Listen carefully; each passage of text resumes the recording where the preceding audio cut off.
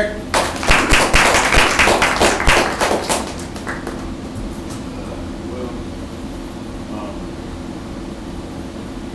told me he wanted me to rap, and I guess today was the day. And the song that I chose, especially since this is going to be on camera, and it's going to be on the internet, is something that was pretty beneficial. And it was a song about the death, burial, and resurrection of Jesus Christ. And it was a song about the death, burial, and resurrection of Jesus Christ. And so when I started out the song, it was just a mixture of the book of Matthew and the book of John, just to get the full story. And because there's some things that are left out of John, some things that are left out of Matthew.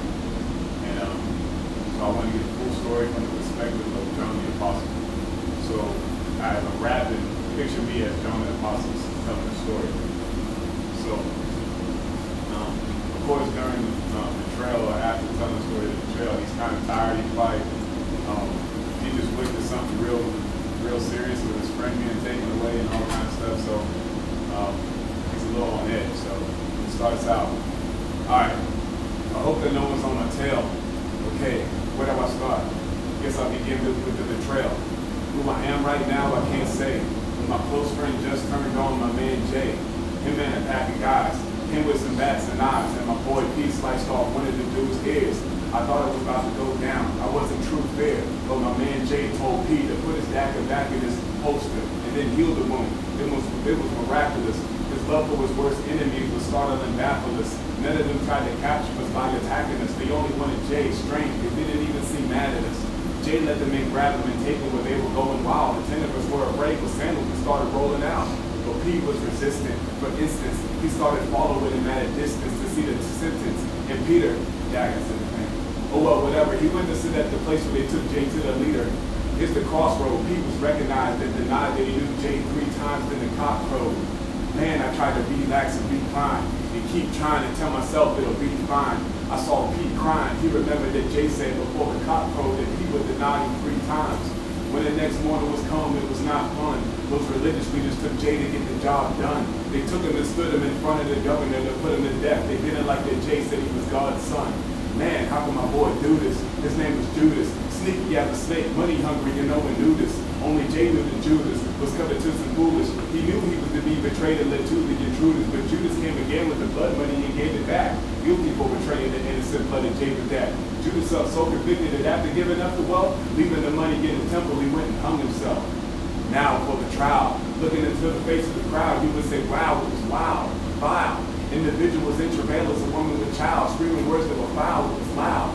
Jay would answer the governor's questions, but to the religious leaders who were bringing accusations, he wouldn't listen. This was during the feast, so the governor's custom was for the people to choose a prisoner to release from prison. Then I came Barabbas, a murderer. Now when the governor's just received, there was tension. How does he eat in the kitchen? His wife stood for him, saying that she had suffered many things because of Jay's innocence in the dream and the vision. The religious leaders persuaded the crowd to ask to release Barabbas and for the governor to put Jay to death. He knew he was innocent, so he sent for his soldiers to take him, keep him alive, and scourge him, and really break his flesh. The soldiers beat him and mocked him, put him the crown of thorns on his head, a purple robe on his shoulders, and spit in his face. He was accused of saying he was the king of the Jews, and they brought him back before the crowd to make the king of disgrace. I wonder how he would react if he were there amongst the popular influence of the people. Would you deny?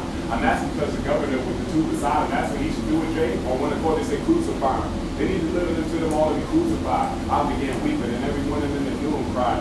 Jay foretold that he was to be put to death, but we forgot in 3 days he said he was to be beautified. We understood later that Jay gave up his life for our freedom from sin and death, and this is when he was paying the cost. He no longer looked like a human being. He endured, bloody beaten, and very exhausted. He carried his cross. Then there was a man who was forced to carry the cross with Jay on the way, helping him out so he could make it. They took him to a place where they nailed him hand and foot to the cross between 2 criminals, totally naked. The next day he passed away, causing an earthquake. Saints' bodies in the graves rose right up from it.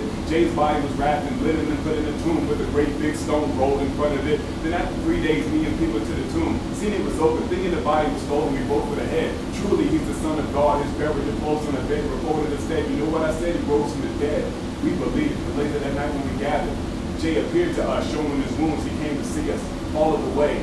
With the spirit he gave the leaders, believe in your heart, confess that he's Lord. His name is Jesus.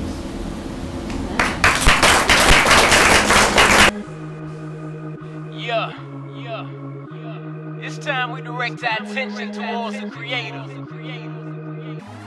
Cats got misconceptions of. Look, forget about what you heard or what you thought or what they told you. And let's figure out the right way to get to know. Yeah.